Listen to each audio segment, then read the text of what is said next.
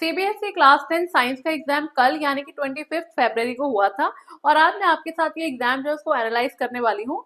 So hello students, my name is Akesha Mayer, HOD of science. जैसे कि मैंने आपको पहले भी बताया था, इस बार बायो, केमिस्ट्री, फिजिक्स अलग अलग सेक्शंस में आएगी और वैसे ही हुआ। सो बायोलॉजी की अगर मैं बात करूं तो बायो जो है टोटली अंडरस्टैंडिंग बेस्ड इसमें क्वेश्चन आए थे। एमसीक्यूज की भी अगर हम बात करें तो एमसीक्यूज आपको जो है, अगर आपने चैप्टर रीडिंग अच्छे से की है तो आप एमसीक्यूज के आंसर दे सकते थे। उसके बाद अगर मैं क्वेश्चन नंबर्स की बात करूं तो क्वेश्चन नंबर 12 जो है, जिसमें आया था 2 ways of dealing with waste generated at home. बहुत इजी क्वेश्चन था, 2 मार्क्स का क्वेश्चन था ये। उसके बाद क्वेश्चन नंबर 13 की अगर मैं बात करूं तो ये लाइफ प्रोसेस में से आया था, रेस्पिरेशन टॉपिक में से क्वेश्चन था। उसके बाद जो आपका 15th क्वेश्चन था 5 मार्क्स का, जो कि हाउ डू ऑर्गेनिज्म रिप्रोड्यूस में से आया था, जिसमें एक इंपॉर्टेंट टॉपिक जो था मेथड ऑफ कॉन्ट्रासेप्शन, उसका सीधा सीधा 5 नंबर का क्वेश्चन आया था आपको। उसके बाद जो क्वेश्चन था व्हाट आर वॉलेंट्री एक्शन, सीधा सिंपल क्वेश्चन। हाँ, रोल ऑफ मेड्यूला। और फिर केमिस्ट्री सेक्शन शुरू हो जाता है आपका। केमिस्ट्री में भी जो 19th एमसीक्यू आया था इक्वेशन पे बेस्ड, वो भी इजी लग रहा था।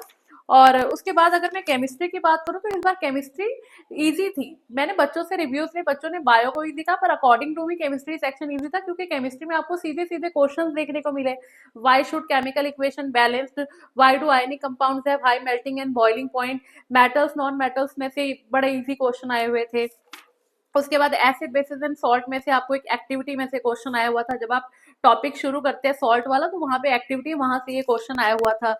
उसके बाद अगर हम फिजिक्स की बात करें, फिजिक्स थोड़ी सी ट्रिकी सी इन्होंने डाली हुई थी, क्योंकि फिजिक्स में से 2 न्यूमेरिकल जो है वो लाइट चैप्टर में से आए थे और एक न्यूमेरिकल इलेक्ट्रिसिटी में से आया था। इजी क्वेश्चन इसमें जो मुझे लगा वो था scattering of light, simple question book में से आया हुआ था। और उसके बाद define the commercial unit of electric energy, उसको जूल्स में एक्सप्रेस करना था।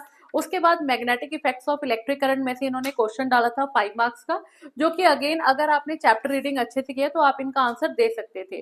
तो अकॉर्डिंग टू मी, अगर आपने एनसीईआरटी बहुत अच्छे से पढ़ी हुई है तो आप 80 में से 80 स्कोर कर सकते हो। फिर भी एवरेज अगर मैं बात करूं तो 60 मार्क्स कहीं नहीं गए आपके।